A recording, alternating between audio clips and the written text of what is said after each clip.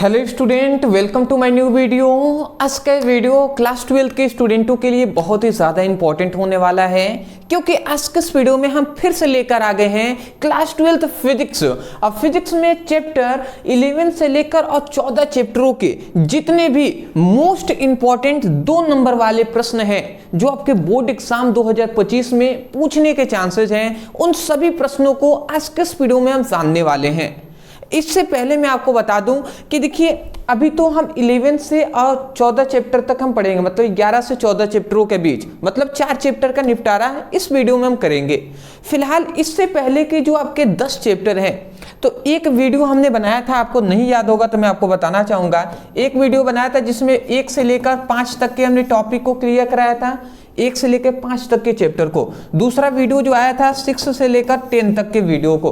तो यदि ये 2 वीडियो अगर आपने नहीं देखा तो डिस्क्रिप्शन बॉक्स में आपको एक लिंक मिल जाएगा फिजिक्स चैप्टर 1 to 5 और फिर से एक मिलेगा फिजिक्स चैप्टर 6 to 10। तो इस वीडियो को देखने के पश्चात उस वीडियो पर जाकर क्लिक करके आप इन दोनों को भी देख लीजिएगा। चैप्टर 1 से 5 तक के जितने भी 2 नंबर वाले प्रश्न हैं, फिर से 6 से 10 चैप्टर के बीच में के जो 2 नंबर वाले प्रश्न हैं उनको देख लीजिएगा। और जो देख लिए हैं बहुत ही अच्छी बात है भैया। चलिए हम आगे बढ़ते हैं और भी अपने प्रश्नों को जानने का प्रयास करते हैं, ठीक है ना। चलिए, ये तो बात आप बेसिक है, इतना तो बात आप जानते ही होंगे कि मैं केवल ओनली उन्हीं प्रश्नों को बता रहा हूं जो आपके बोर्ड एग्जाम के लिए इंपॉर्टेंट है, क्योंकि समय कम रह गया है। ये तो कहने की कोई बात है नहीं, ये तो आप भी बहुत ही अच्छे तरीके से जानते हैं कि समय कम है, हमें वही अब पढ़ना है जो हमारे बोर्ड एग्जाम के लिए इंपॉर्टेंट है, ठीक है ना। तो चलिए जी, थोड़ा सा मैं चलिए, अब हमारा पहला यहाँ पे इंपॉर्टेंट क्वेश्चन आता है कि प्रकाश वैद्युत कार्यफलन से क्या तात्पर्य है। तो प्रकाश वैद्युत कार्यफलन हमने यहाँ पर पूछा जा रहा है कि प्रकाश वैद्युत कार्यफलन से आप क्या समझते हैं। सिंपल सी बात है जी, चलिए आसानी से हम समझ लेते हैं प्रकाश वैद्युत कार्यफलन क्या होता है। ठीक है, यहाँ पर हमने देखिए एक हेडिंग डाला है प्रकाश वैद्युत कार्यफलन। यहाँ पे हमने परिभाषा के लिखा है वह न्यूनतम ऊर्जा जो किसी धातु की सतह से एक इलेक्ट्रॉन निकालने के लिए आवश्यक होता है, उसे हम प्रकाश वैद्युत कार्यफलन कहते हैं। ठीक है, परिभाषा यदि सुनकर नहीं समझ में आया कोई दिक्कत नहीं है दोस्त, हम आसानी से समझेंगे, ठीक है ना। देखिए कैसे आपको आसानी से याद होता है। सपोज डेट मान लेते हैं ये एक धातु का क्या है, टुकड़ा है, ठीक है ना, या एक धातु का हम कह सकते हैं सतह है। सिंपल सी बात है, हम जानते हैं कि कोई भी धातु का या धातु की सतह होता है, तो कोई भी धातु की सतह है तो धातु की सतह में क्या पाया जाता है, मुक्त इलेक्ट्रॉन उपस्थित होते हैं। ये तो बात आप जानते हैं, धातु की सतह में क्या होते हैं, मुक्त इलेक्ट्रॉन उपस्थित होते हैं। तो इसमें से यही कहा जा रहा है कि जब किसी धातु की सतह से मात्र, मतलब जब किसी धातु की सतह से मात्र एक इलेक्ट्रॉन, इसमें से केवल मात्र एक इलेक्ट्रॉन निकालने के लिए, एक इलेक्ट्रॉन हमें इसको क्या करना है, निकालना है, मात्र एक इलेक्ट्रॉन हमें निकालना है। तो जब किसी धातु की सतह से एक इलेक्ट्रॉन निकालने के लिए जितनी हमें न्यूनतम ऊर्जा की आवश्यकता होती है, न्यूनतम ऊर्जा की आवश्यकता होती है, मतलब जितनी कम से कम ऊर्जा की आवश्यकता होती है, उसी को हम क्या कहते हैं, उसी को प्रकाश वैद्युत कार्यफलन कहते हैं। समझ में आ रहा है। तो यही हम बात कर रहे हैं कि वह न्यूनतम ऊर्जा जो किसी धातु की सतह से एक इलेक्ट्रॉन निकालने के लिए आवश्यक होता है, उसी को हम क्या कहते हैं, प्रकाश वैद्युत कार्यफलन कहते हैं। तो बताइए, आपको परिभाषा रटना पड़ा। देखिए, मेरा लक्ष्य यही है कि कोई भी स्टूडेंट, चाहे कोई भी स्टूडेंट हो, चाहे कितना भी कमजोर हो या पढ़ने में बहुत ही अच्छे हैं, भैया आपको याद होना है, और रट कर नहीं, आप समझ कर याद करें, ठीक है ना। तो एक बार और सुन लीजिए परिभाषा, फिर हम आगे बढ़ेंगे जी। यहाँ पे क्या कह रहे हैं कि वह न्यूनतम ऊर्जा जो किसी धातु की सतह से मात्र एक इलेक्ट्रॉन निकालने के लिए आवश्यक होता है, तो उसे प्रकाश वैद्युत कार्यफलन कहते हैं। वही बात हमने लिखा है, वह न्यूनतम ऊर्जा, क्या लिखा है हमने कि वह न्यूनतम ऊर्जा जो किसी धातु की सतह से एक इलेक्ट्रॉन निकालने के लिए आवश्यक होता है, उसे प्रकाश वैद्युत कार्यफलन कहते हैं। ओनली आपसे कार्यफलन भी कह सकता है, उससे कंफ्यूजन नहीं होना है। कार्यफलन कहे या प्रकाश वैद्युत कार्यफलन कहे, दोनों बात एक ही है, ठीक है ना। तो ये हुआ आपका परिभाषा, आसानी से इसको आप नोट डाउन कर लें, स्क्रीनशॉट लेना है तो ले लीजिए। आगे बढ़ते हैं जी, चलिए ठीक है। थोड़ा सा मैं एक दो लाइट्स जो है वो थोड़ा सा मैं ऑफ कर दे रहा हूँ, ठीक है ना, बेनिफिट रहेगा। चलिए ठीक है, क्योंकि चलिए जी आगे बढ़ते हैं। नेक्स्ट अब हमारा यहाँ पे दूसरा नंबर क्वेश्चन आता है कि देहली आवृत्ति से आप क्या समझते हैं। ये दूसरा हमारे इंपॉर्टेंट क्वेश्चन है। ये देख लीजिएगा, मैंने यहाँ पे लिखा भले ही ना हो, बट याद रखें आप, ये बहुत बार ये सभी क्वेश्चन पूछे गए हैं, ठीक है ना। मात्र एक एक दो दो वर्ष में नहीं, बहुत बार ये रिपीट हुए क्वेश्चन, इसलिए मैं आपसे कह रहा हूँ इसको याद करना है आपको। तो सबसे पहले देहली आवृत्ति से आप क्या समझते हैं, तो सिंपल सा हमने हेडिंग डाला है देहली आवृत्ति। यहाँ पे थोड़ा सा आप करेक्ट कर लेंगे, ये क्या है, ये थोड़ा सा गलत लिख दिया गया है, देहली, ठीक है ना, दिल्ली लिख दिया गया है, तो देहली आवृत्ति है, ठीक है ना, बात समझ गए हैं। तो यहाँ पे लिखा गया वह न्यूनतम आवृत्ति जो किसी धातु की सतह से एक इलेक्ट्रॉन निकालने के लिए आवश्यक होती है, उसे हम क्या कहते हैं, उसे हम क्या कहते हैं, उसे हम देहली आवृत्ति कहते हैं, देहली आवृत्ति कहते हैं, ठीक है ना। थोड़ा सा टाइपिंग में मिस्टेक हो गया, कोई दिक्कत नहीं है, मतलब सेम टू सेम वही परिभाषा है, जैसे कार्यफलन का हमने परिभाषा किया ना, वैसे ही सेम टू सेम ये भी है। मान लेते हैं ये एक धातु की क्या है, धातु की सतह है, ठीक है ना, धातु की सतह है। तो इसमें क्या पाए जाएंगे, इसमें मुक्त इलेक्ट्रॉन पाए जाते हैं। क्या पाए जाएंगे जी, मुक्त इलेक्ट्रॉन पाए जाएंगे। तो हम ये कह रहे हैं कि जब किसी धातु की सतह से मात्र एक इलेक्ट्रॉन निकालने के लिए, एक इलेक्ट्रॉन निकालने के लिए, मात्र एक इलेक्ट्रॉन निकालने के लिए हमें जितनी, मतलब जितनी न्यूनतम आवृत्ति की आवश्यकता होगी ना, न्यूनतम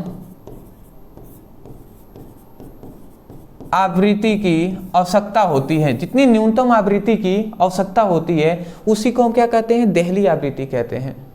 मतलब सिंपल वे में कहना कि वह न्यूनतम आवृत्ति जो किसी धातु की सतह से मात्र एक इलेक्ट्रॉन निकालने के लिए आवश्यक होता है, उसे ही हम क्या कहते हैं, देहली आवृत्ति कहते हैं। वही बात लिखा गया, वह न्यूनतम आवृत्ति जो किसी धातु की सतह से एक इलेक्ट्रॉन निकालने के लिए आवश्यक होता है, उसे हम देहली आवृत्ति कहते हैं। आशा करता हूं आप समझ गए होंगे। एक और बात आप जान लें कि देखिए सेम टू सेम वही है, इसमें न्यूनतम ऊर्जा, मतलब इसमें हम न्यूनतम आवृत्ति कह रहे हैं, इससे पहले वाले में हमने क्या कहा था, न्यूनतम ऊर्जा कहा था। मतलब कार्यफलन कहे तो न्यूनतम ऊर्जा आप कहेंगे, और यदि आपको कह दे कि देहली आवृत्ति कहे या प्रकाश वैद्युत देहली आवृत्ति ऐसे भी कह सकता है, तो आप क्या कहेंगे, वह न्यूनतम आवृत्ति कहेंगे वहां पे, ठीक है ना। बात समझ गए होंगे आप, स्क्रीनशॉट लेंगे, ले लीजिए। चलिए जी, अभी हमें बहुत सारे क्वेश्चन को देखना है, सब इतने छोटे छोटे नहीं मिलेंगे, ठीक है ना। अभी बहुत सारे क्वेश्चन आपको हार्ड में मिलेंगे। चलिए जी, कोई नहीं। अगला हमारा तीसरा, ये मतलब सबसे ज़्यादा मैं कह सकता हूँ कि ये आपका बहुत ही ज़्यादा इंपॉर्टेंट है, इसको बिल्कुल भी मिस नहीं करना है। अभी आप नोट डाउन कर लीजिएगा, ठीक है ना। प्रकाश वैद्युत उत्सर्जन से आप क्या समझते हैं और इसके नियम भी लिखिए। तो देखिए एक बात मैं आपको बता दूं, प्रकाश वैद्युत उत्सर्जन कहे या प्रकाश वैद्युत प्रभाव कहे, दोनों बात एक ही है, इससे कंफ्यूजन कभी भी नहीं होना है और ये बात आपको याद होनी चाहिए, ठीक है ना। प्रकाश वैद्युत प्रभाव कहे या प्रकाश वैद्युत उत्सर्जन, दोनों का जो मीनिंग होता है, मतलब होता है एक ही है, ठीक है ना। चलिए जी, तो यहां पे क्या बात बताया गया कि जब किसी धातु पर निम्न आवृत्ति की प्रकाश को आपतित किया जाता है, तो धातु की सतह से इलेक्ट्रॉन उत्सर्जित होने लगते हैं, जिसे हम प्रकाश वैद्युत प्रभाव कहते हैं, ठीक है ना। देखिए यहाँ पे बात ये कहा जा रहा है कि मान लेते हैं सपोजेड ये एक धातु की क्या है, सतह है, ठीक है ना। ये एक धातु की सतह है, मैं यहाँ पे थोड़ा सा नाम भी लिख दे रहा हूं, बेनिफिट रहेगा। ये क्या है, धातु की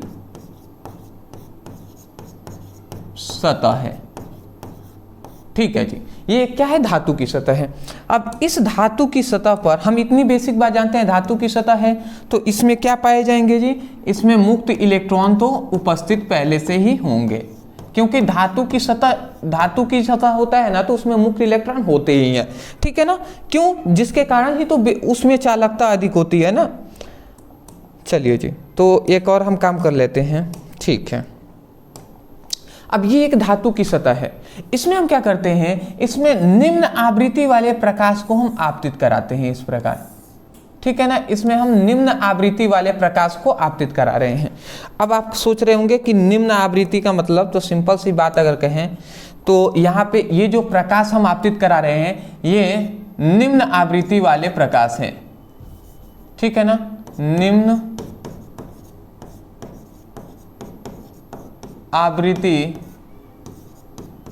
वाली प्रकाश।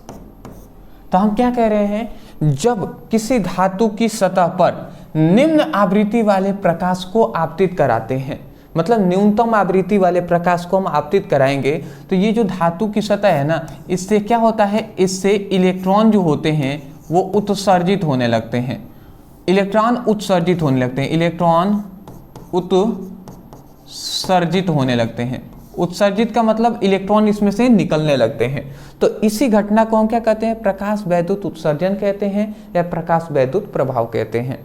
बात आप समझ गए, हमने क्या बताया, ध्यान से सुनिएगा।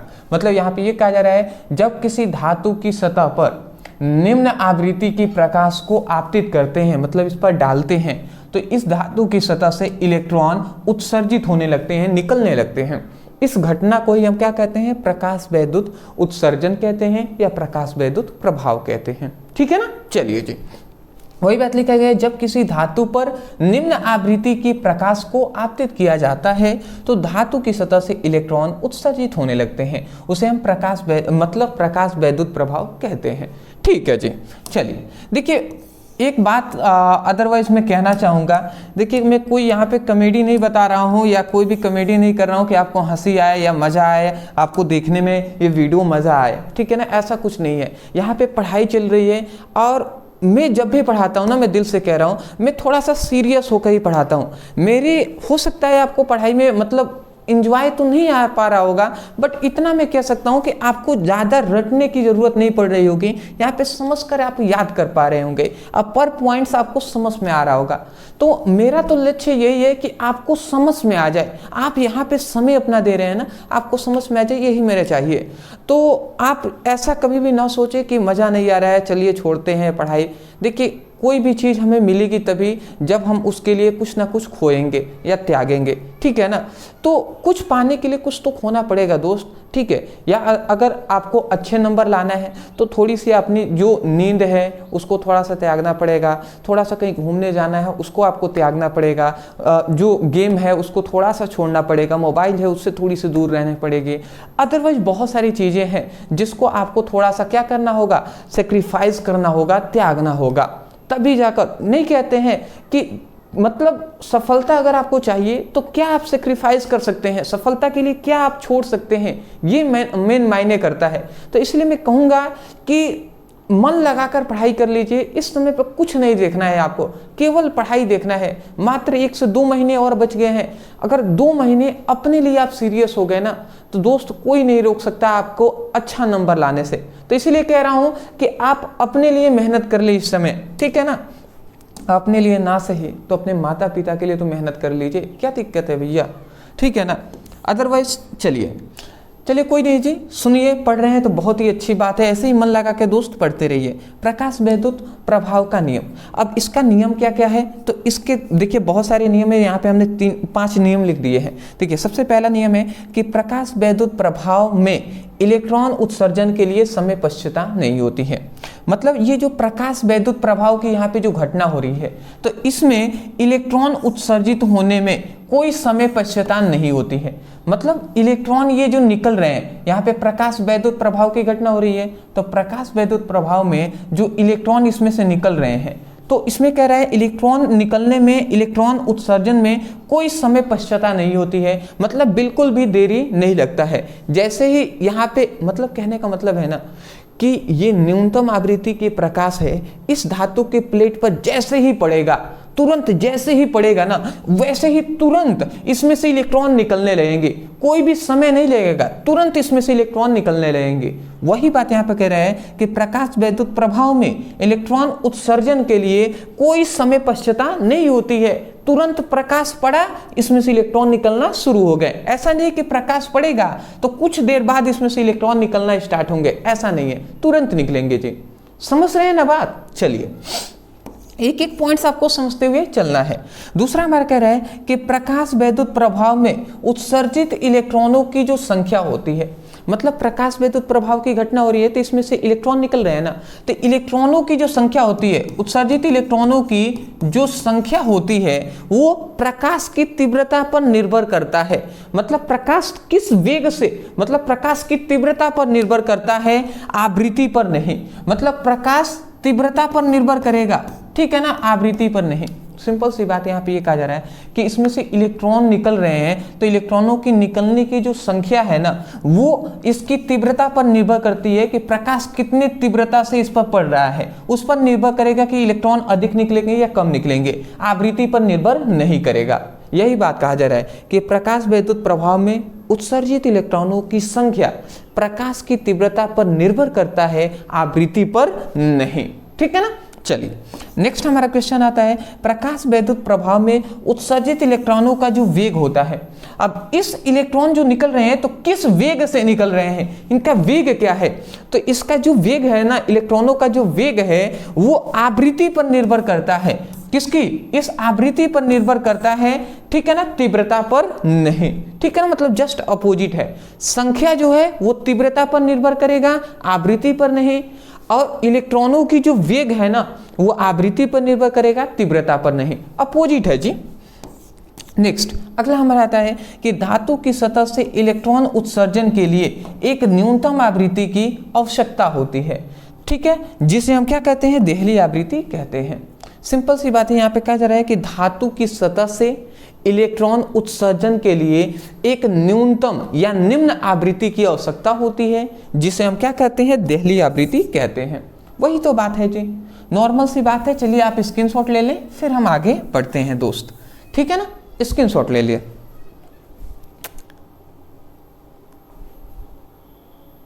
चलिए जी, बहुत ही अच्छी बात है।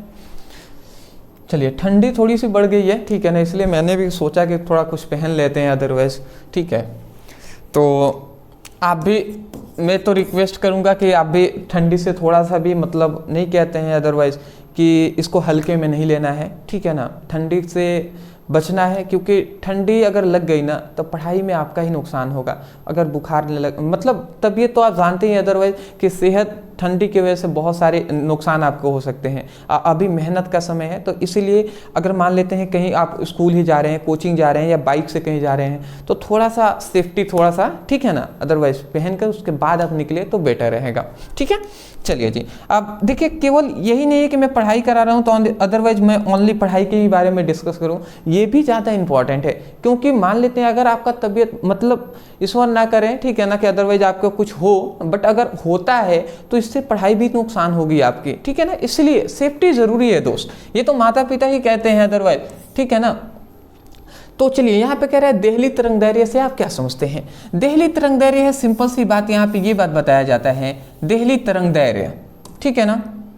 देखिए यहाँ पे क्या ये कहा जा रहा है कि वह अधिकतम तरंगदैर्घ्य, मतलब वह अधिकतम तरंगदैर्घ्य जो किसी धातु की सतह से इलेक्ट्रॉन निकालने के लिए आवश्यक होता है, उसे देहली तरंगदैर्घ्य कहते हैं। मतलब सिंपल सी बात है, ये एक धातु की क्या है? सतह है। ये क्या है? धातु की सतह है। धातु की सतह में हम जानते हैं मुक्त इलेक्ट्रॉन उपस्थित होते हैं। तो जब किसी धातु की सतह से क्या होता है? धातु की सतह से मतलब इलेक्ट्रॉन निकालने के लिए, इलेक्ट्रॉन निकालने के लिए, ठीक है ना, जब किसी धातु की सतह से इलेक्ट्रॉन निकालने के लिए, ठीक है ना, जितनी हमें अधिकतम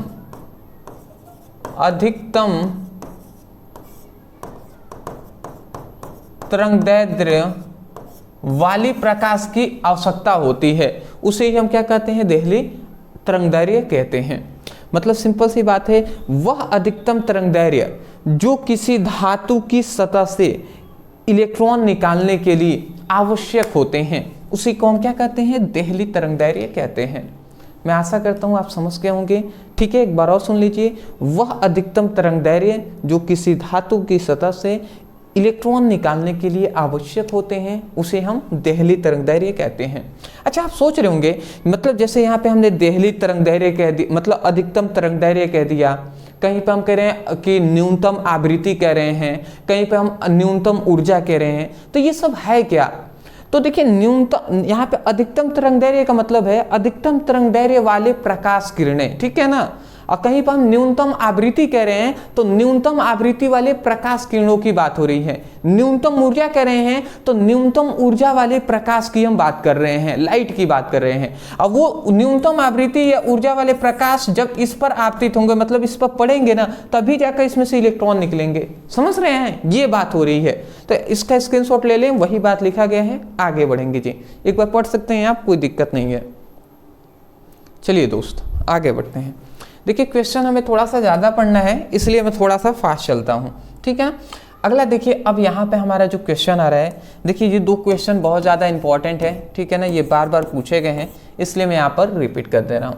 देखिए यहाँ पे कह रहा है हाइड्रोजन का वर्णक्रम, जिसे हम स्पेक्ट्रम भी कहते हैं, तो हाइड्रोजन का स्पेक्ट्रम में कौन सी श्रेणी परावैंगनी भाग में पाई जाती है? तो आपको याद होगा, तो यहाँ पे कह रहा है कि कौन से श्रेणी में परावैंगनी भाग पाया जाता है, ठीक है ना। तो आपको याद होगा जब हमने पढ़ाया था हाइड्रोजन स्पेक्ट्रम, ये एक बहुत ही ज्यादा इंपॉर्टेंट टॉपिक है। आपको शायद आप ये टॉपिक याद कर लिए होंगे, और नहीं किया ना भैया तो मैं आपसे रिक्वेस्ट करूंगा कि इसको पढ़ लें, ठीक है ना। आदेश नहीं दूंगा, क्योंकि भैया आप, मतलब मैं कैसे कह सकता हूँ, अदरवाइज मैं तो चाहता हूँ कि आप अच्छे नंबर से पास हो। अगर नहीं पढ़ रहे हैं तो मैं अब क्या कर सकता हूँ, ठीक है ना। पढ़ने वाले को तो मैं ऐसे ही सारा भी कर दूँ ना, तो वो पढ़ लेंगे। तो ये एक इंपॉर्टेंट टॉपिक है, उसको पढ़ लीजिएगा। तो हाइड्रोजन स्पेक्ट्रम में हमने बताया था आपको कौन कौन से, लाइमन श्रेणी बताया था, ठीक है ना, लाइमन श्रेणी। फिर से हमने बामर श्रेणी बताया था, बामर श्रेणी, ठीक है। तो इस तरीके से हमने बताया था, राइटिंग पे ध्यान नहीं देना है। तो हमने एक और बात बताया होगा, ठीक है ना, कि लाइमन जो श्रेणी होता है इसमें परावैंगनी भाग पाया जाता है, लाइमन श्रेणी में ही परावैंगनी भाग पाया जाता है। तो वही बात यहाँ पे लिखा गया है, ठीक है ना।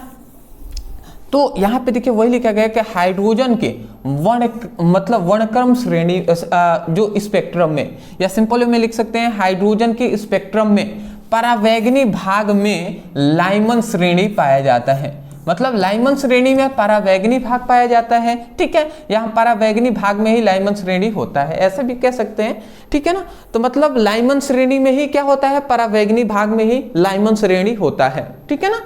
परावैंगनी भाग में लाइमन श्रेणी होता है, याद रखेंगे ना। चलिए नेक्स्ट अगला हमारा आता है अस्थाई कक्षक। अस्थाई कक्षक किसे कहते हैं जी? तो अस्थाई कक्षक का सिंपल सा मतलब है ना कि जैसे ये आप समझ गए होंगे, ऐसे ये एक क्या है, ये हमारा नाभिक है, और नाभिक के चारों ओर इस तरीके से कक्षाएं हो रही हैं, ठीक है। तो देखिए हम इतनी बात जानते हैं, ये हमारा मान लेते हैं नाभिक है धनात्मक, इसमें ये पहली कक्षा है, तो इसमें इलेक्ट्रॉन रह रहे हैं। दूसरी कक्षा में हम जानते हैं 8 इलेक्ट्रॉन होते हैं,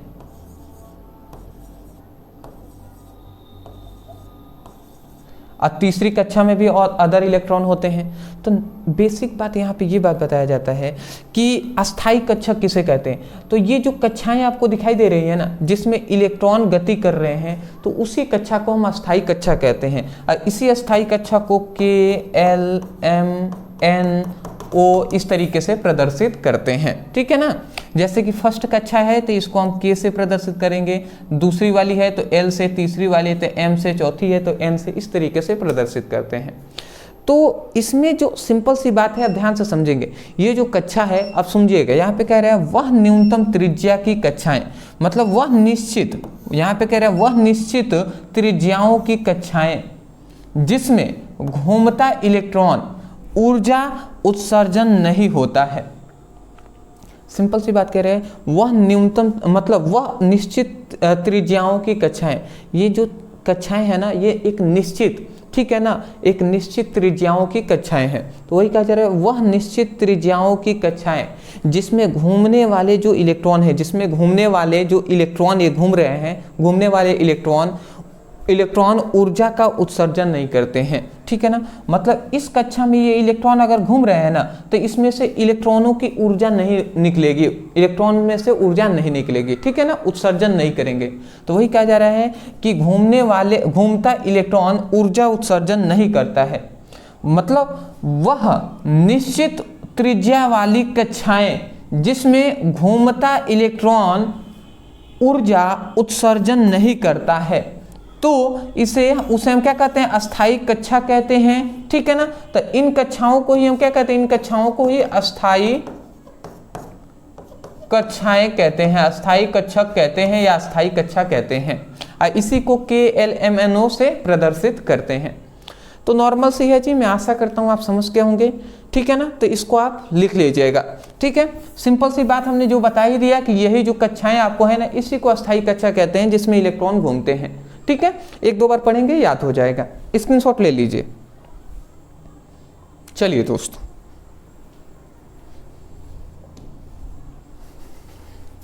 अगला हमारा नेक्स्ट जो क्वेश्चन आता है कि क्यूरी को परिभाषित कीजिए। ये थोड़ा सा क्वेश्चन है जो इसको आपको याद करना होगा। देखिए क्यूरी को परिभाषित करने को कह रहा है। देखिए एक बात आप याद रखेंगे कि 1 क्यूरी, थोड़ा सा मैं बड़ा लिख दे रहा हूँ। हाँ एक और बात, चलिए मैं पहले बता ही दे रहा हूँ। देखिए बहुत सारे स्टूडेंट हैं जो कमेंट करते हैं कि सर थोड़ा थोड़ा बड़ा लिखिए, या कोई स्टूडेंट कहते हैं कि सर साफ नहीं दिखाई दे रहा है। तो मैं उनसे एक छोटी सी सजेस्ट करूँगा। देखिए आपके पास ऑप्शन है वीडियो क्वालिटी का, ठीक है ना, जो एक होता है वीडियो क्वालिटी, ठीक है ना। तो वीडियो क्वालिटी का आपके पास ऑप्शन है, वीडियो क्वालिटी आप अपनी बढ़ा लीजिए। कम से कम 360p पे अगर आप देखेंगे ना तो आराम से अच्छे से दिखेगा, या 480 कर लीजिए, अगर ज़्यादा दिक्कत है 480 कर लीजिए, ठीक है। नेट अगर कम आपको यूज करना है कम पे, तो कम से कम 360p पर भी देखेंगे ना अच्छे से साफ दिखाई देगा। मैं आशा करता हूं कि ये भी वीडियो आपको अच्छे से साफ दिखाई दे रहा होगा। तो जो भी स्टूडेंट ये देख रहे हैं या कभी उनको मतलब पहले हुआ है, ठीक है, कि वीडियो साफ नहीं दिखाई दे रहे हैं, तो उनसे मेरा सजेस्ट रहेगा कि देखिए 300p पर देखें या 480 पर देख लें। वीडियो क्वालिटी कैसे बढ़ाया जाता है इसको आप यूट्यूब पर भी लिख सकते हैं ना, कि वीडियो क्वालिटी कैसे बढ़ाएं, यूट्यूब पर वीडियो क्वालिटी कैसे बढ़ाएं, आप सर्च कर देंगे तो बहुत सारी वीडियो आपको बताया जाएगा। या नॉर्मल में बता दूं तो 3 डॉट का यहाँ पे ऑप्शन या सेटिंग का ऑप्शन दिखाई देगा, वहाँ पे एक एडवांस का सेटिंग दिखाई देगा, उस पर क्लिक करेंगे ना तो वहाँ पे आपको बहुत सारे ऑप्शन मिलेंगे क्वालिटी का, ठीक है ना। तो क्वालिटी में ही आपको इन सभी को चूज करना होता है, ठीक है। तो एक बार ट्राई आप कर लेंगे। चलिए फिलहाल मैं उतना ज़्यादा एक्सप्लेन करना नहीं चाहता था, बट फिर भी क्या करें, कोई स्टूडेंट है जो कहने लगते हैं। तो एक बात याद रखेंगे, 1 क्यूरी जो होता है वो कितने के बराबर होता है, तो 3.7 इंटू 10⁻10, ठीक है ना, बिगटन प्रति सेकेंड। तो इस बात को आप याद रखेंगे,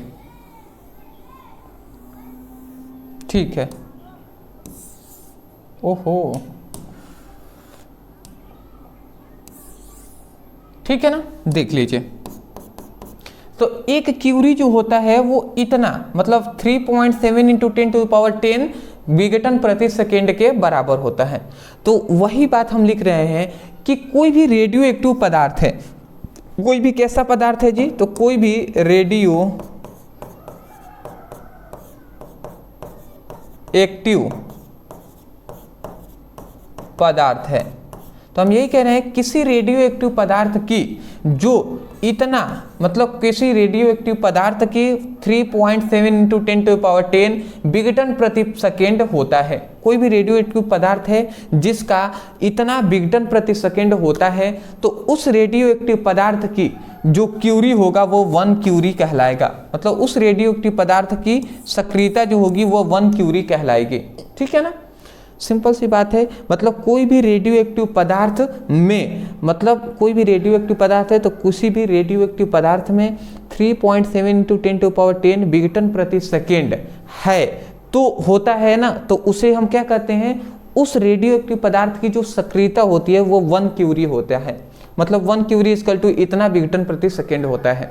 वही बात यहाँ पे लिखा गया है कि किसी, मतलब यहाँ पे लिखा है किसी रेडियो एक्टिव पदार्थ में 3.7 इंटू 10⁻10 विघटन प्रति सेकेंड होता है। मतलब किसी रेडियो एक्टिव पदार्थ में इतना विघटन प्रति सेकेंड होता है, ठीक है ना, तो उसे उस रेडियो एक्टिव पदार्थ की जो सक्रियता होती है उसे हम 1 क्यूरी कहते हैं, ठीक है ना। तो इसको आप स्क्रीनशॉट ले लें 1 क्यूरी का, फिर हम आगे बढ़ते हैं जी। चलिए आगे बढ़े, चलिए। व्हाट इज दिस, ठीक है।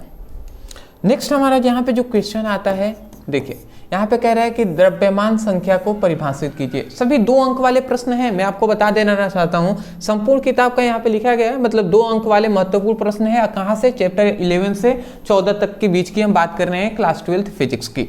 अब द्रव्यमान संख्या पूछा जा रहा है। द्रव्यमान संख्या का मतलब कि जैसे ऑक्सीजन हम क्या लिखते हैं, ऑक्सीजन 8 और 16 इस तरीके से हम लिखते होंगे, आपको पता होगा, ठीक है ना। तो नीचे जो हम लिखते हैं ना, इसी को हम परमाणु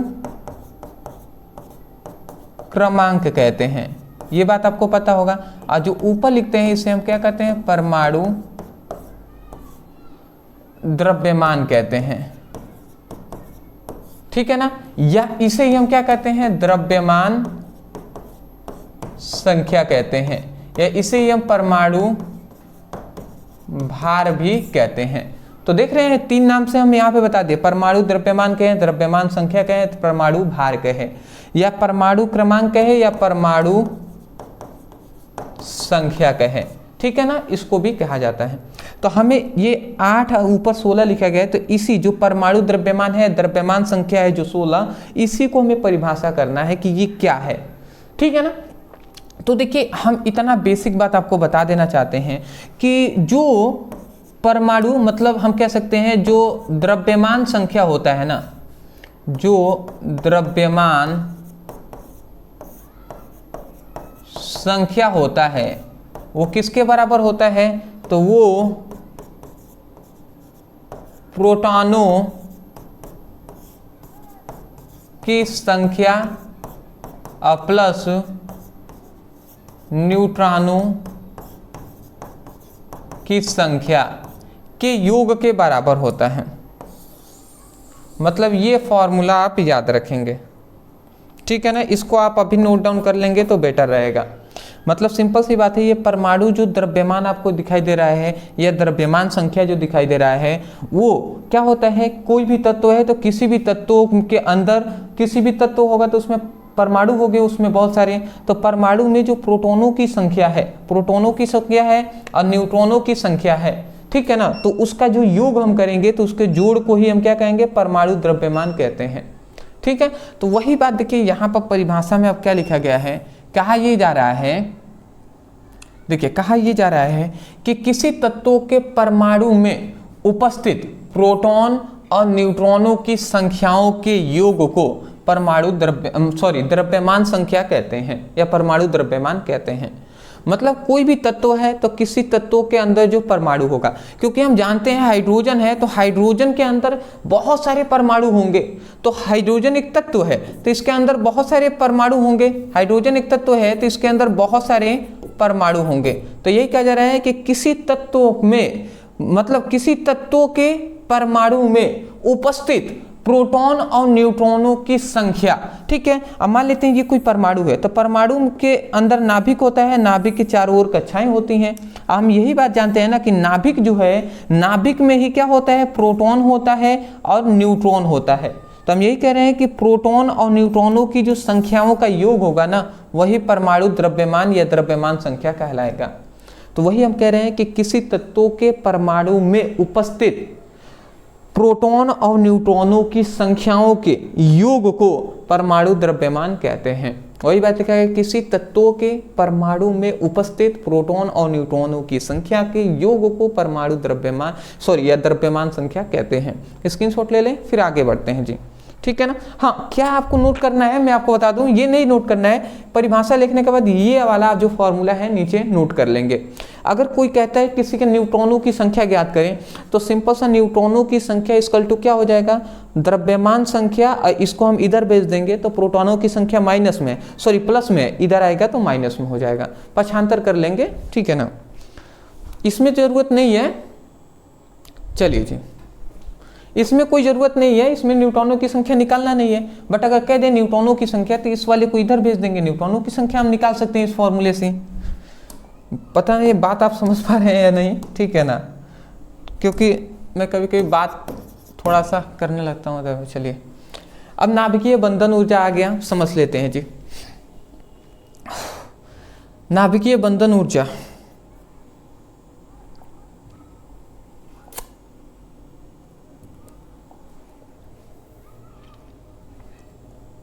देखिए नाभिकीय बंधन ऊर्जा क्या होता है, कह रहा है कि जब कुछ न्यूट्रॉन और प्रोटॉन मिलकर नाभिक का निर्माण करते हैं तो द्रव्यमान क्षति के संगत ऊर्जा को हम क्या कहते हैं, नाभिकीय बंधन ऊर्जा कहते हैं।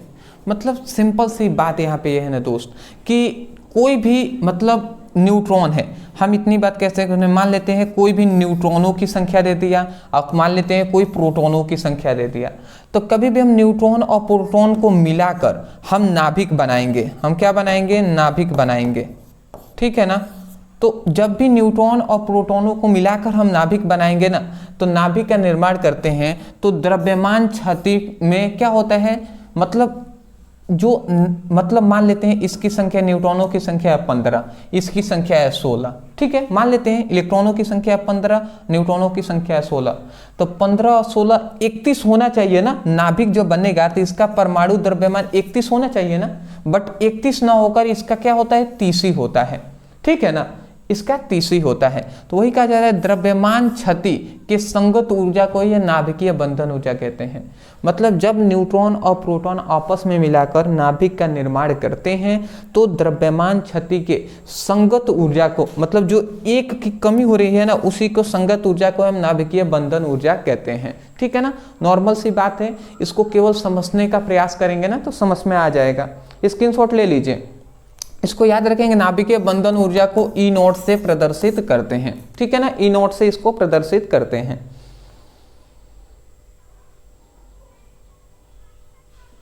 ठीक है, नेक्स्ट, ये सभी छोटे क्वेश्चन है बट इंपॉर्टेंट है जी, ठीक है ना। द्रव्यमान क्षति से आप क्या समझते हैं, अब द्रव्यमान क्षति से आप क्या समझते हैं, समझिएगा। द्रव्यमान क्षति हेडिंग डाल दिया हमने, समझिएगा।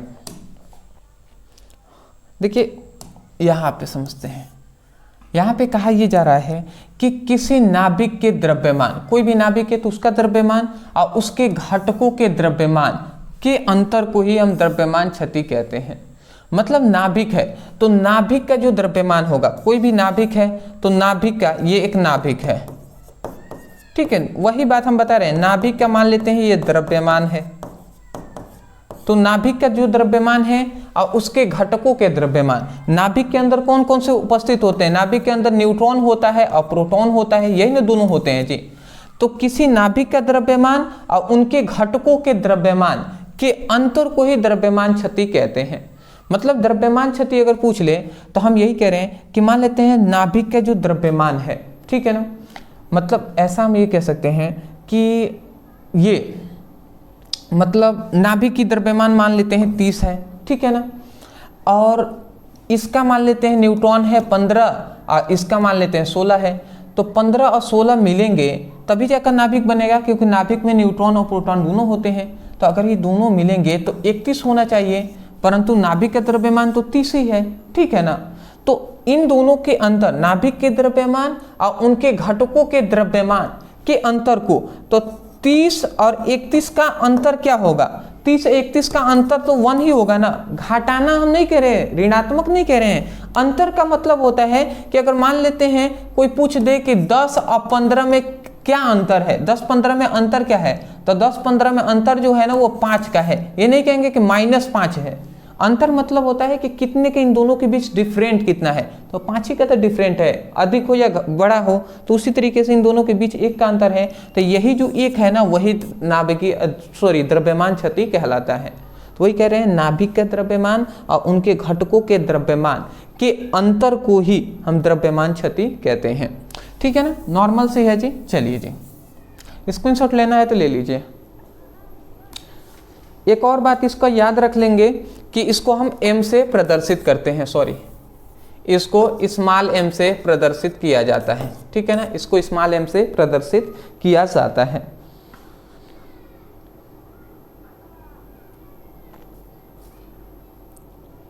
ठीक है,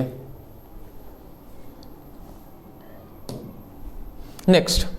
अब देखिए ये भी हमारा सबसे इंपॉर्टेंट टॉपिक है। देखिए सब तो इंपॉर्टेंट है ही, मतलब नहीं कहते हैं कि मान लेते हैं एग्जाम से, मतलब मान लेते हैं 2 दिन 3 दिन पहले ही देख रहे हैं, मतलब एग्जाम देने ही जा रहे हैं तो देख रहे हैं, तो भैया इसको 100% आप देख के जाइएगा। ठीक है ना, अदरवाइज मेरा रिक्वेस्ट है, सब इंपॉर्टेंट है दोस्त, मैं बहुत ही छांट कर यहाँ पे बता रहा हूँ। ठीक है ना, इसलिए मैं कह रहा हूँ कि सब इंपॉर्टेंट है।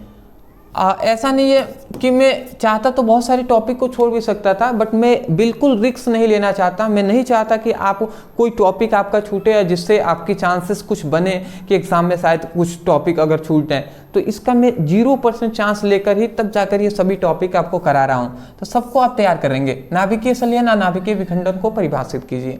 नाभिकीय संलयन का मतलब क्या होता है? अगर कोई पूछ दे नाभिकीय संलयन और नाभिकीय विखंडन, संलयन का मतलब होता है जुड़ना, और विघटन का मतलब होता है टूटना। संलयन का मतलब होता है जब 2 हल्के नाभिक परस्पर मिलकर एक भारी नाभिक का, एक मतलब भारी नाभिक का निर्माण करते हैं, तो उस प्रक्रिया को नाभिकीय संलयन कहते हैं।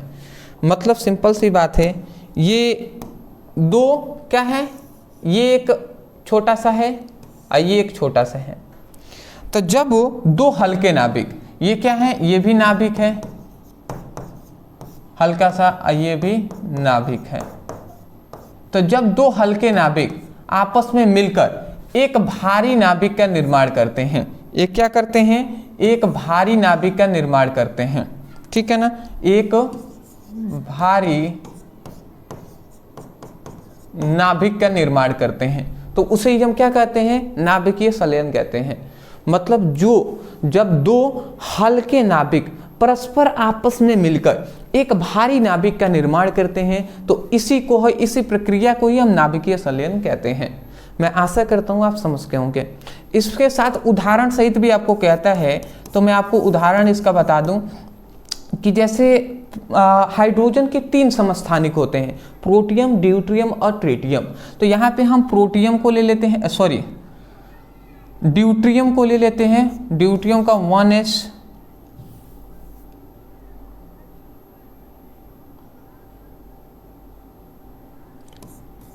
(1H2) ड्यूट्रियम और 1H3। देखिए हाइड्रोजन के 3 समस्थानिक होते हैं, यहाँ पे हम 2 ले लिए हैं, एक है ड्यूट्रियम, एक है ट्रिटियम।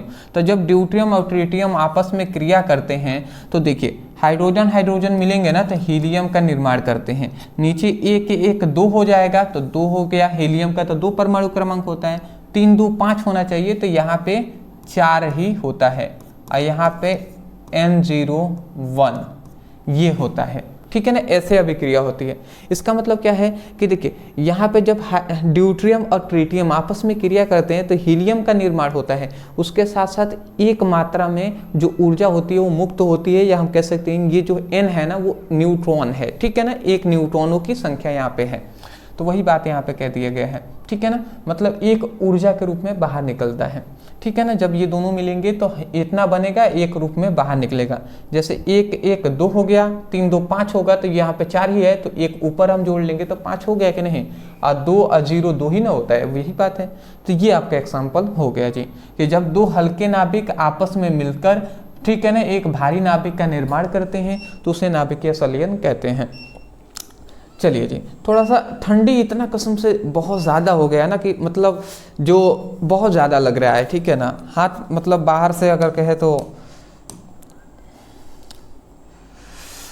चलिए अगला हमारा क्या रहा है, देखिए यहाँ पे ये कहा जा रहा है, चलिए जी, यहाँ पे ये कहा जा रहा है कि जब 2 भारी, मतलब जब 2 भारी नाभिक, मतलब हम कह सकते हैं कि 2 यहाँ पे नहीं रहेगा, ठीक है ना, यहाँ पे 2 नहीं रहेगा, ओनली जब भारी नाभिक, ये एक भारी नाभिक है, भारी नाभिक मतलब कि इसका वेट बहुत ही ज़्यादा है, भारी नाभिक। तो जब भारी नाभिक, ठीक है ना, जब भारी नाभिक जो है इसको हम क्या करेंगे, जब एक जो भारी नाभिक है ये दो हल्के नाभिकों में टूट जाते हैं, ये जब दो हल्के नाभिकों में टूट जाते हैं, हल्के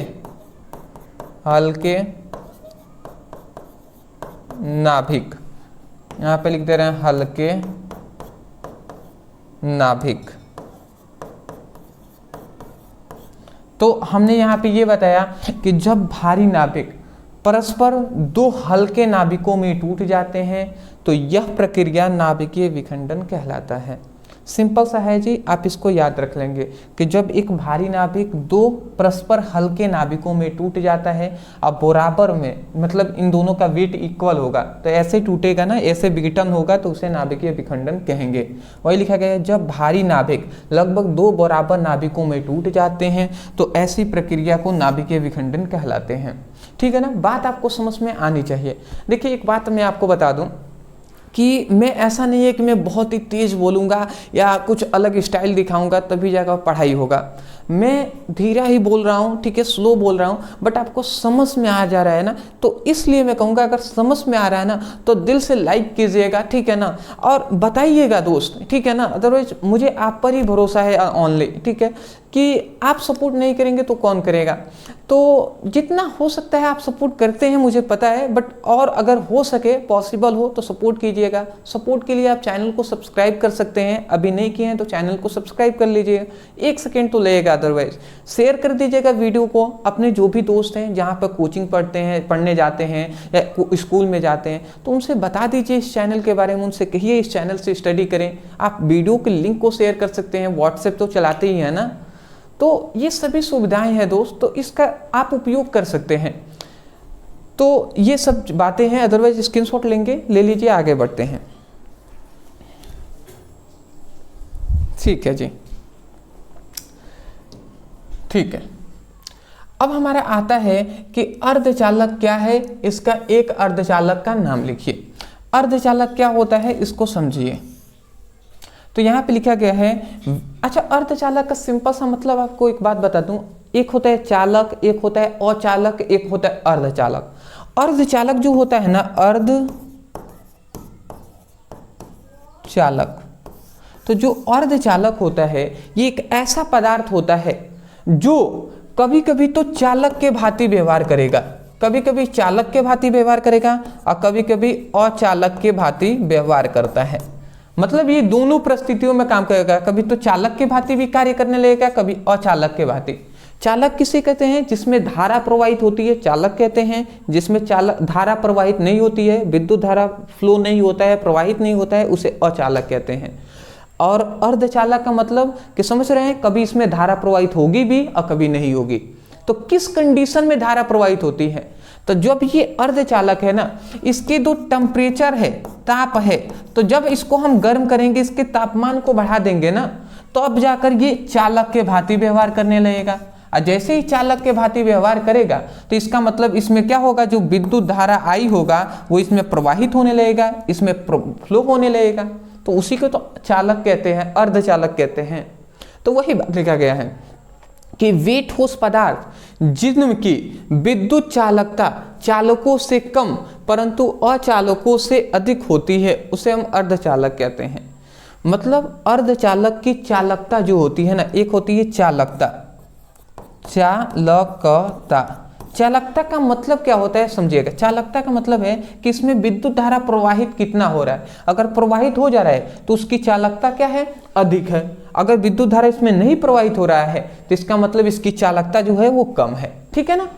तो वही बात यहाँ पे कह रहा है कि किसी ठोस पदार्थ, मतलब इसकी बात हो रही है, किसी ठोस पदार्थ जिनकी विद्युत चालकता चालकों से कम होती है, मतलब चालकों से ऐसे ठोस पदार्थ जिनकी विद्युत जो चालकता है, मतलब विद्युत धारा प्रवाहित करने की जो क्षमता है वो चालकों से क्या होगी, कम होगी। मतलब जितना चालक में धारा प्रवाहित होगा ना, उससे कम ही इसमें धारा प्रवाहित होगी। ठीक है, परंतु अचालकों से अधिक होगा।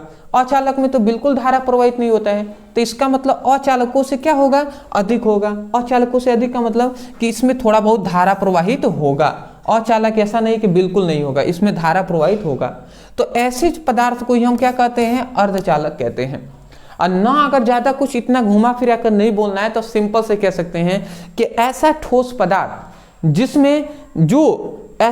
पदार्थ जो चालक और अचालक के भांति व्यवहार करता है उसे हम अर्धचालक कहते हैं। समझ गए? ऐसा ठोस पदार्थ जो विभिन्न परिस्थितियों में चालक और अचालक के भांति व्यवहार करता है उसे हम क्या कहते हैं, अर्धचालक कहते हैं। या आप ये भी परिभाषा लिख सकते हैं उदाहरण में, जैसे हम एक एग्जाम्पल ओनली लिख दिया है जर्मेनियम, क्योंकि एक ही एग्जाम्पल यहाँ पे कहा गया था। तो ठीक है ना, स्क्रीनशॉट लेंगे, ले लीजिए। ठीक है, चलिए दोस्तों, अब यहाँ पे हमारा एक और क्वेश्चन आता है, इसको भी हम देख लेते हैं। पहले यहाँ पे कह रहा है किसी अर्धचालकों का ताप बढ़ाने पर उसकी विद्युत चालकता क्यों बढ़ जाती है।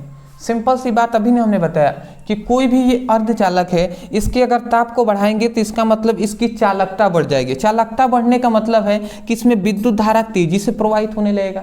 तो क्यों होता है ऐसा?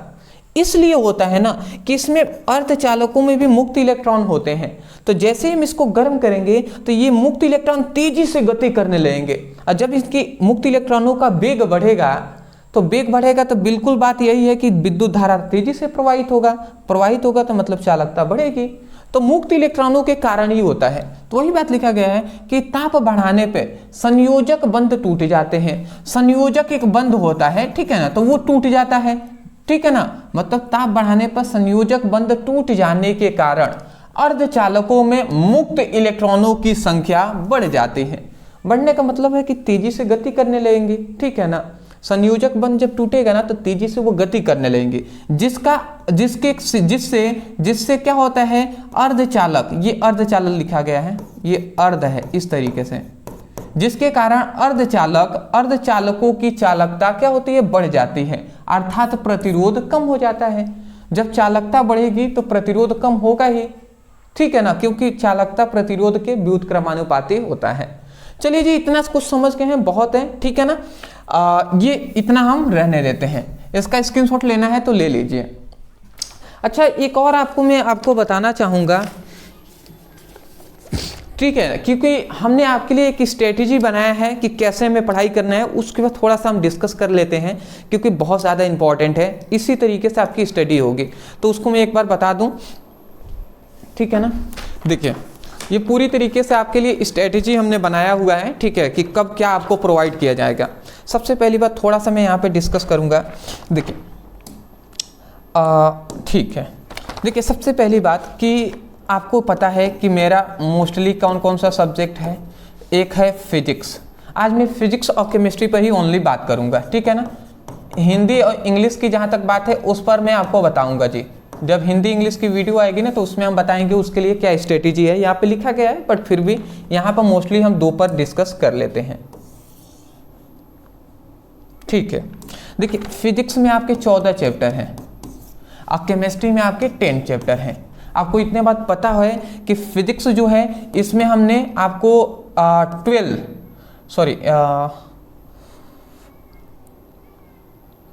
के बाद, ठीक है, यहाँ पे हमने 12th तक चैप्टर का वन शॉट जो वीडियो है वो हमने करा दिया है, वन शॉट, ठीक है ना। परमाणु जो चैप्टर है 12th वहाँ तक हमने करा दिया है। और इसमें जो है, इसमें हमने 6 चैप्टर तक करा दिया है। जो हेलो एल्केन जो चैप्टर है इसका वन शॉट करा दिया है। अदरवाइज इसमें आपको समझ सकते हैं 2 चैप्टर बचे हुए हैं, इसमें आपको 4 चैप्टर बचे हुए हैं, ठीक है ना। तो ये जो 2 चैप्टर हैं और 4 चैप्टर हैं, ये रोजाना आपसे सुबह में, ठीक है ना, सुबह में अब रोजाना आपको वीडियो मिलेगा, ठीक है ना। अब टाइमिंग आप रख सकते हैं, जो भी आप कमेंट करना चाहें वो कर लीजिएगा। मतलब 7 बजे कहेंगे तो 7 बजे अपलोड होगा, 8 बजे कहेंगे तो 8 बजे, 9 बजे कहेंगे तो 9 बजे, ये आपकी टाइमिंग के ऊपर है। तो सुबह में आपको वीडियो मिलेगा, जो भी ये वन शॉट की वीडियो है, फिजिक्स की हो या केमिस्ट्री की जो बचे हुई हैं, इसको हम करा देंगे, ठीक है ना। उसके बाद फिर से हमने रिवीजन का सीरीज स्टार्ट किया हुआ है, जिसमें आपको पता है कि फिजिक्स जो है इसमें 2 नंबर वाले प्रश्न पूछे जाते हैं, फिर से इसमें 3 नंबर वाले प्रश्न पूछे जाते हैं, और फिर से इसमें 5 नंबर वाले प्रश्न पूछे जाते हैं। ठीक है ना। इसमें भी मैं आपको बता दूं 2 नंबर वाले प्रश्न पूछे जाते हैं, 3 नंबर वाले भी प्रश्न इसमें पूछे जाते हैं, 4 नंबर वाले भी प्रश्न पूछे जाते हैं, और इसमें 5 नंबर वाले भी प्रश्न पूछे जाते हैं। तो ये बात आपको बेसिक बात है कि इतना बात आपको पता होगा। अब देखिए हम यहाँ पे देखिए, सबसे पहली बात फिजिक्स में ये 3 में गोला बना दे रहा हूँ, बात को आप समझिएगा क्या मैं बताना चाहूँगा। ठीक है ना। देखिए ये गोला इस तरीके से नहीं, मैं बता देना चाहता हूँ। देखिए यहाँ पे स्ट्रेटेजी ये बनाया गया है कि देखिए यहाँ पे आपको पता होगा 2 नंबर वाले जो हैं, तो आपको एक वीडियो में 1 से लेकर 5 चैप्टरों का हमने कराया है। फिर से एक और वीडियो आया था जिसमें हमने 6 से लेकर 10 तक के कराए थे।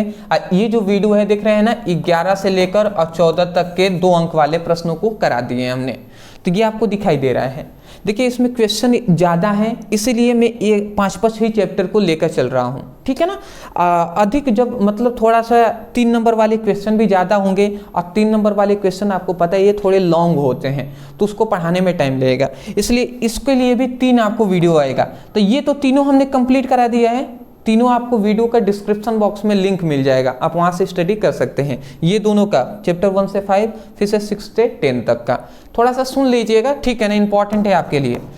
जो केमिस्ट्री है इसका 2 नंबर वाली वीडियो जल्द ही आपको मिलेगा। ठीक है ना। तो देखिए इसमें हम क्या बताएंगे कि चैप्टर 1 से 5 तक के जो चैप्टर हैं ये हम एक वीडियो में बता देंगे, और फिर से चैप्टर जो 6 से 10 तक का एक वीडियो बना देंगे। मतलब 2 वीडियो में 2 नंबर वाले जितने भी क्वेश्चन है कंप्लीट करा देंगे। उसके बाद फिर से 3 नंबर वाला जो प्रश्न है इसी प्रकार आएगा जी, इसी प्रकार 1 से 5 तक का आएगा, फिर से इसमें भी 6 से 10 तक का आएगा, फिर से आपका 11 से 14 तक आएगा। समझ रहे हैं। तो ये आएगा। फिर से इसमें 5 नंबर वाले में भी हम फिर से लाएंगे 5 नंबर वाले भी। ठीक है।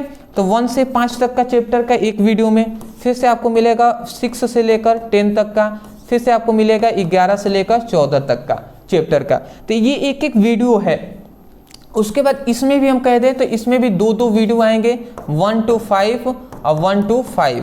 फिर से इसमें भी आएगा 1 to 5, और फिर से यहाँ पे 6 to 10 होगा ना, 6 to 10। फिर से 5 नंबर वाले में भी 1 to 5 और फिर से 6 to 10। बात आप समझ रहे हैं मैं क्या कहना चाहूँगा। और देखिए यहाँ तक अब हम कौन कौन से टॉपिक है जो हमने करा दिया है।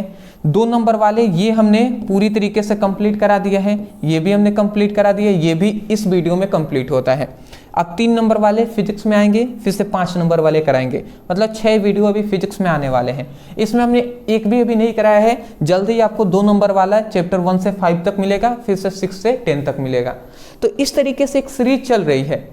उसके बाद मैं आपको बता दूं, देखिए अभी तक जो वीडियो देख रहा है ना, वही एक मतलब हमें कह सकते हैं वही सभी स्टूडेंट अपनी लाइफ के प्रति, अपनी जिम्मेदारी के प्रति सीरियस है। बहुत ही अच्छी बात है दोस्त, ऐसे ही मन लगाकर पढ़ाई कीजिए। न्यूमेरिकल की बात है, न्यूमेरिकल में बता दूं 2 नंबर, 3 नंबर, 4 नंबर, 5 नंबर में पूछे जाते हैं न्यूमेरिकल। तो इतना आप समझ लिए ना, तो मैं आपको बताना चाहूँगा, इसको मैं इरेज कर दे रहा हूँ। अब बात को समझिएगा न्यूमेरिकल की, क्योंकि न्यूमेरिकल आपसे पूछा जाता है, ये तो बात आपको पता ही है। न्यूमेरिकल में पहले केमिस्ट्री के बता दे रहा हूँ, उसके बाद मैं उस पर भी आऊँगा। 2 नंबर वाली जितने भी इंपॉर्टेंट न्यूमेरिकल हैं, एक वीडियो संपूर्ण किताब का एक वीडियो आएगा जिसमें 2 नंबर वाले कंप्लीट कराएंगे। ठीक है, जल्दी आपको वीडियो मिलेगा। फिर से 3 नंबर वाले पर एक वीडियो आएगा, उसमें हम कंप्लीट करा देंगे। 4 नंबर के लिए एक वीडियो आएगा, 5 नंबर के लिए एक वीडियो, मतलब न्यूमेरिकल के लिए एक एक वीडियो आएगा संपूर्ण किताब के लिए, एक एक एक एक। ये इस तरीके से न्यूमेरिकल के लिए वीडियो आएंगे।